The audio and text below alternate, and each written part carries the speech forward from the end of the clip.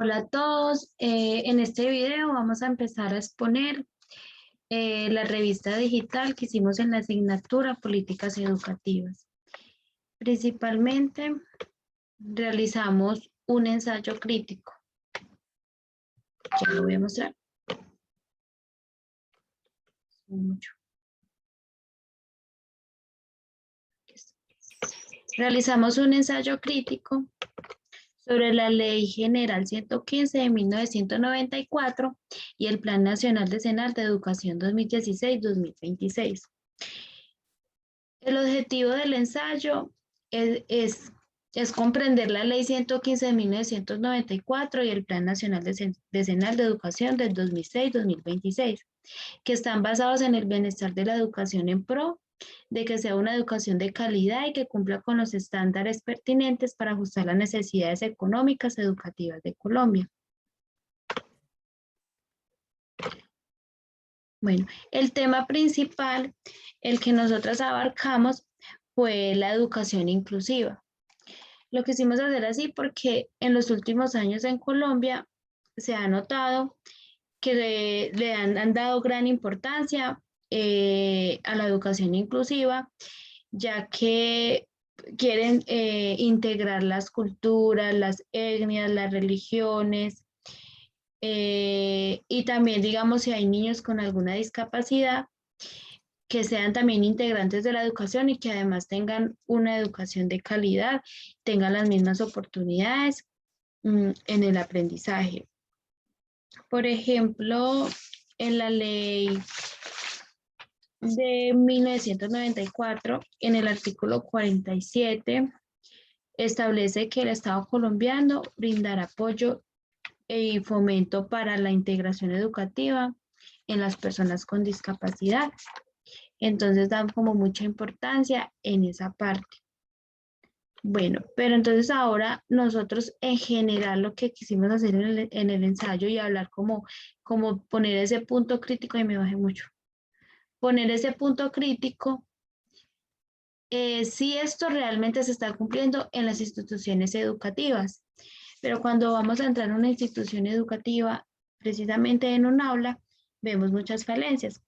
Por ejemplo, en la gran mayoría de las aulas encontramos niños autistas, con síndrome de Down, de diferentes problemas, digamos, en su aprendizaje, y normalmente siempre son niños que son excluidos, como que contradicen esa política porque ya son demasiado dispersos o su aprendizaje es demasiado lento, lo que hace que los otros niños sean interrumpidos. Entonces, se hacen a un lado, entonces no se están cumpliendo esas políticas porque no encuentran como estrategias, metodologías que ellos puedan ser incluidos en las actividades educativas. También lo notamos mucho en la infraestructura de las instituciones. Si de pronto hay un niño inválido o con muletas, entonces en la infraestructura de los colegios normalmente no se está viendo eso. Entonces, como lo decía yo, principalmente es como dar esa crítica, que sí, que muy bonito todo lo que hablamos de las políticas educativas en Colombia sobre la inclusión, pero realmente no se están cumpliendo. Y a continuación, mi compañera va a exponer la infografía.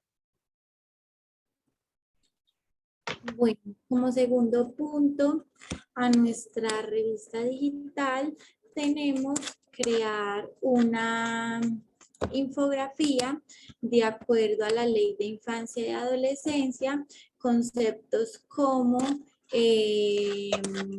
inclusión educativa, inclusión social, qué tienen en común y unas estrategias que podemos aplicar dentro de las aulas para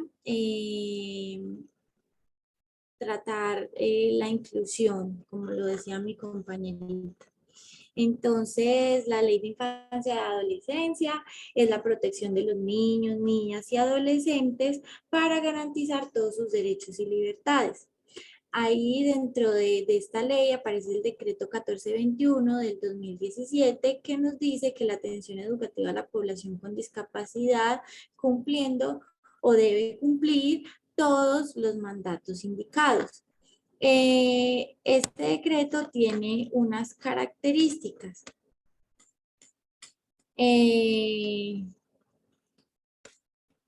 Las características son, las voy a decir,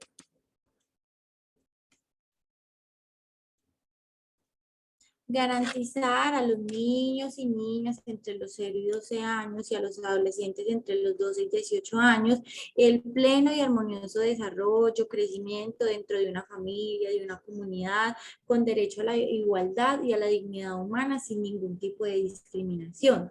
El reconocimiento de derecho a los niños con discapacidad, la corresponsabilidad que tiene la familia, que tiene la sociedad, que tiene la comunidad, que tiene el Estado y la responsabilidad penal para todos los adolescentes. También nos piden entonces que hagamos como una pequeña comparación o una diferencia entre dos conceptos, que es la inclusión educativa y la inclusión social. La inclusión educativa se refiere a la población con condiciones de discapacidad en la cual se enmarca la educación donde a los niños, niñas y adolescentes tienen derecho a una calidad educativa, a una pertenencia, a una participación, a una equidad y a una interculturalidad.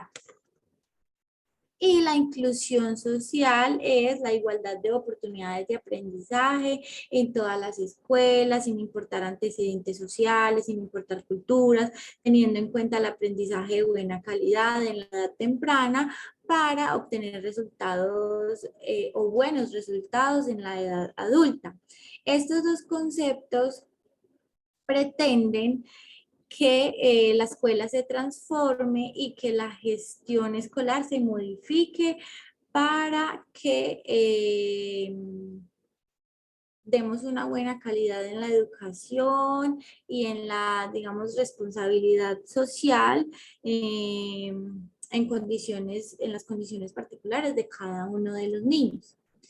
Luego nos piden unas estrategias, nosotras tenemos como las más relevantes para la aplicabilidad de este código o de esta ley y es el acompañamiento a padres de familia. Es muy importante que tanto en la escuela como en casa se trabaje de la misma manera para así, digamos, mantener una sintonía y el avance, el progreso, el proceso de los niños sea el adecuado.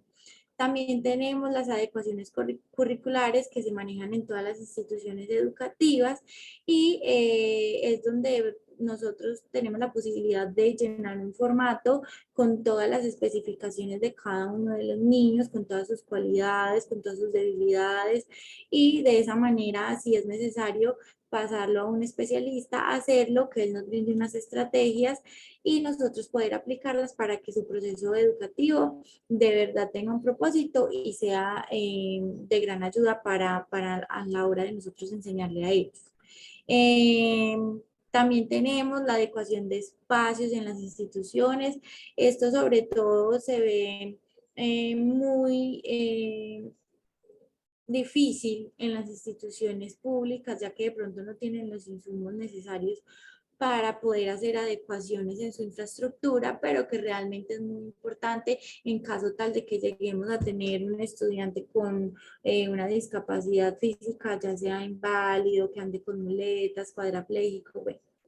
Y por último tenemos una última estrategia que también se aplica en el código y que me parece sumamente importante, y es que el Ministerio de Educación Nacional brinda a los docentes un programa que se llama Todos Aprender. Ahí nos capacita, sobre todo en las áreas de matemáticas y de lenguaje, para que los niños puedan alcanzar los logros y realmente alcancemos como el propósito que tuvimos con ellos desde el principio. Dentro de ese programa también en algunos casos se entregan material, libros, por ejemplo, para este tipo de población, pero sería de gran importancia de que no solo se hagan en colegios públicos, sino también en privados y que de verdad todos los docentes conozcamos acerca de esto para poder de esta manera brindarles una mejor educación a estos niños. Ya mi compañera Julie les va a hablar un poco acerca del cuadro comparativo que hicimos en cuanto a Colombia y México en equidad, en educación, en calidad, en oportunidad de formación docente.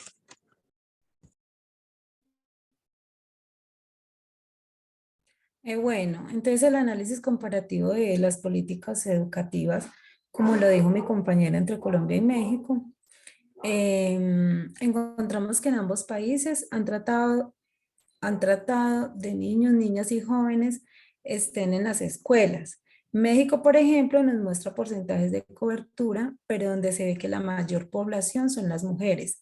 Entonces, pues cabe preguntarnos qué tipo de seguimiento, ¿cierto?, realizan para lograr dichos porcentajes y pues sobre todo a nivel de cobertura, ¿cómo lo hacen? También preguntarnos qué dinámica proponen para mantener al estudiante dentro del aula y sobre todo qué trabajo se hace a nivel pues como con la familia para que los niños, niñas y jóvenes estén en las aulas. Como se puede observar pues en el cuadro comparativo que nosotros realizamos, el nivel de escolaridad en educación en Colombia es de 10 años, iniciando desde preescolar hasta el grado noveno de educación básica.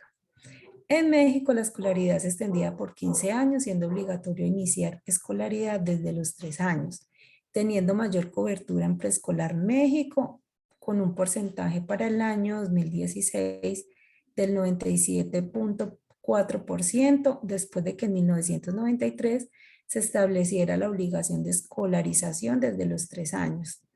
Ahora en la cobertura en la educación media en Colombia y México, igual que en la de preescolar en el periodo 2016, tuvo gran diferencias. México tuvo niveles más altos que Colombia, ya que en ese periodo México tuvo un mayor número de personas en edades de 3 y 17 años que asistían a las escuelas. Pero a pesar de este aumento de población, de las edades de 15 a 17 años no concurren a la escuela.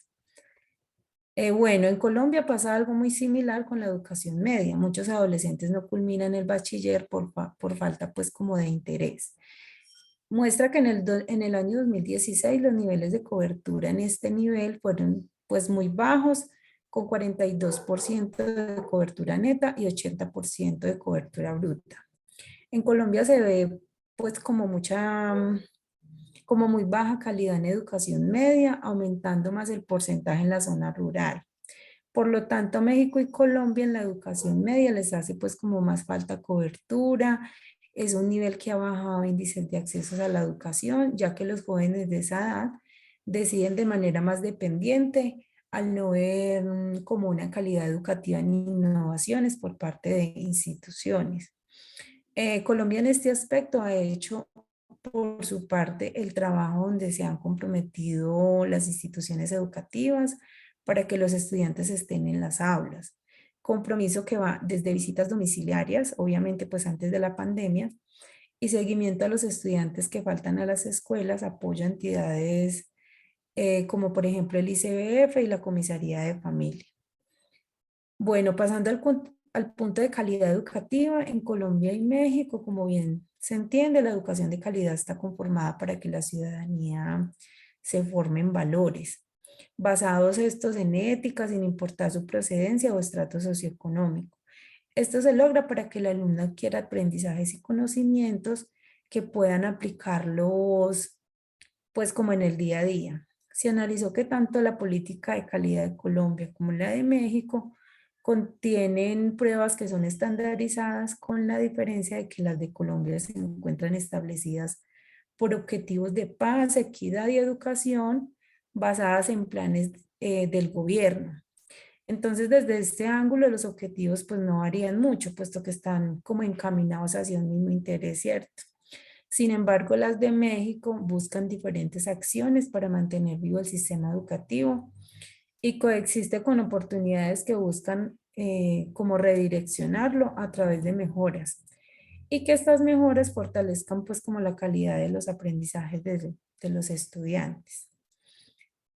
Asimismo, tanto México como Colombia ponen la equidad educativa como uno de los principios para que haya una mejor educación.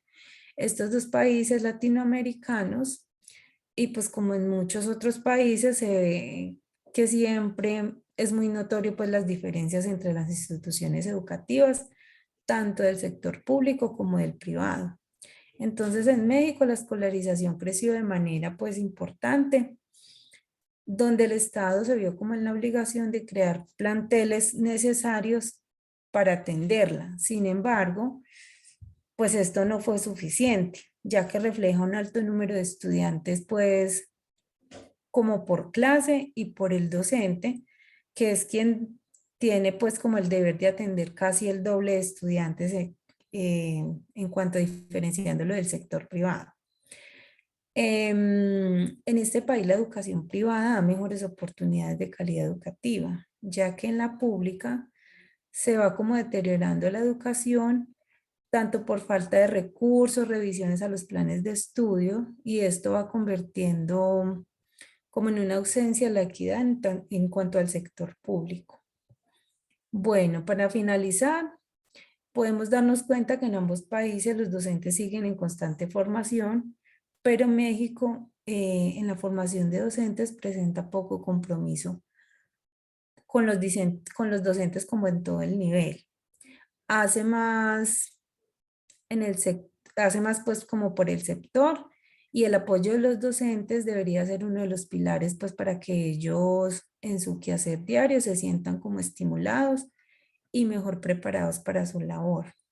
Mientras en Colombia, en cuanto a este campo, ha logrado pues como avanzar, pero desde hace muy pocos años es que se han visto en la necesidad de que los docentes se formen en todos los campos del conocimiento y que esto abra puertas para que se logre colaborando para que tengan acceso a prepararse a través de universidades y ofreciendo oportunidades para que lo hagan gratuitamente.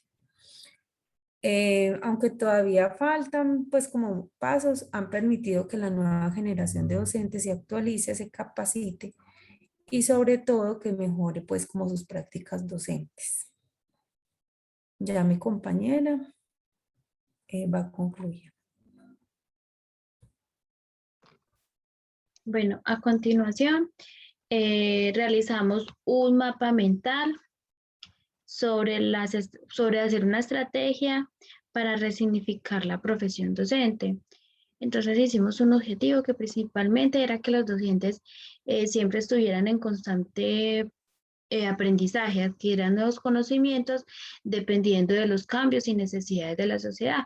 Como bien lo vimos en la pandemia, muchos docentes no tenían la menor idea sobre la tecnología, sobre cómo manejar un computador, una aplicación. Entonces, pues ahí quedaron ahí inconclusos sin saber qué hacer. Entonces, por eso es tan importante siempre como docente uno formarse de acuerdo como a la necesidad de una sociedad. Entonces hicimos como unas estrategias, por ejemplo, estrategias sobre la metodología y ruta. Hicimos que vincular actividades innovadoras en el aula, fortalecer capacitación del docente en todas las áreas, que los docentes aplicar en el aula esas capacitaciones que tuvieron y también acceder, o sea, si hay una capacitación, que ellos también pues tengan la voluntad de acceder. También algo como sobre cómo debería ser el papel del docente en la sociedad actual. El docente debe diagnosticar necesidades, adaptarse a los cambios de la sociedad, relacionarse y tener autonomía y liderazgo. Otro punto, la resignificación del discurso y la práctica pedagógica. Transmitir positivamente conocimiento es una estrategia, ser autónomo en su conocimiento, orientar su práctica pedagógica y promover la formación. Y por último, tenemos Eh,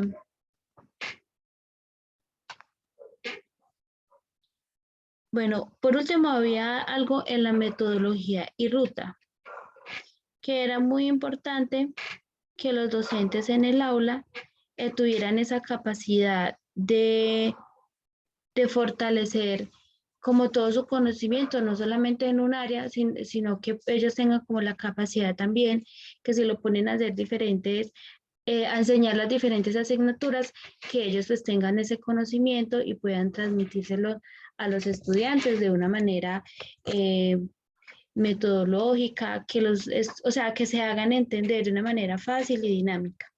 Bueno, a continuación, mi compañera va a continuar con el siguiente punto. Bueno, y para finalizar con nuestra revista digital, realizamos unas entrevistas, unas encuestas a 2 docentes.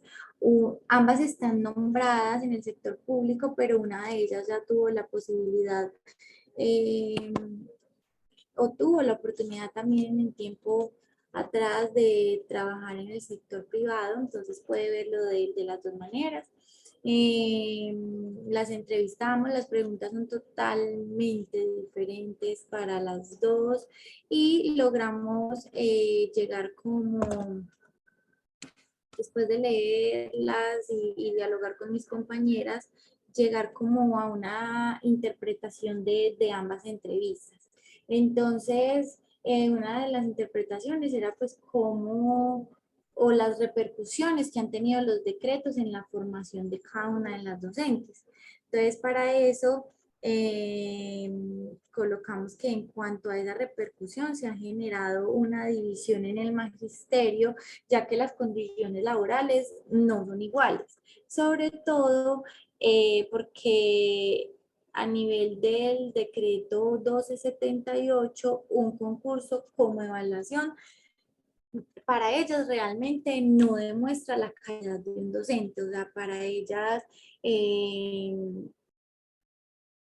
no muestran la realidad y todo el potencial que, digamos, uno puede tener en las aulas de clase. Ellos ascienden mostrando un video que para eso se van a preparar, van a programar, van a contratar las mejores personas, van a hacer la mejor planeación, pero resulta que es para ese día. Los otros días, ¿qué pasa? Entonces ahí como la conclusión por esa parte. Otra era como los incentivos del decreto 2277 y del 1278, viéndolo desde el punto de vista de nosotras como docentes en formación, y pues podemos ver que el decreto 2277 tiene muchísimos más beneficios que el 1278, que es el que rige actualmente. Por ejemplo, el 2277 da la posibilidad de 2 pensiones y de continuar trabajando para ganar su salario, mientras que el 1278 solamente tiene una pensión y ya se pensionó y sin la posibilidad de ningún, de poder continuar con su labor. Y otra que también nos pareció muy importante es que en la 2277 el escalafón es por créditos y por tiempo, mientras que en la 1278, que es la actual, es a través de concursos.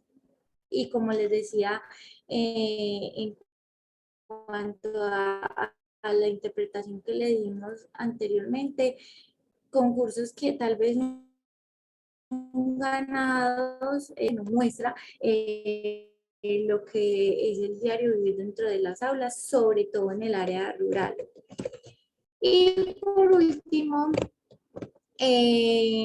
quisimos indagar sobre la necesidad de cobijar al docente del sector privado en cuanto a su estabilidad laboral respecto al escalafón que pertenece, según el decreto 1278.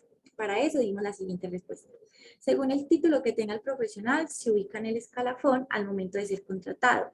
Este es un sistema de clasificación de los educadores de acuerdo con su preparación académica, experiencia docente y méritos reconocidos, ya que de acuerdo al presupuesto o medio por el cual es financiada la institución, puede validar o no el salario actual de los docentes.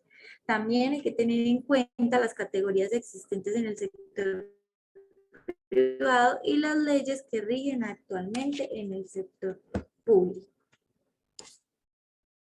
Bueno, con esa interpretación de las entrevistas de las dos docentes que realizamos, pues le dimos por finalizada a nuestra revista digital. Muchísimas gracias.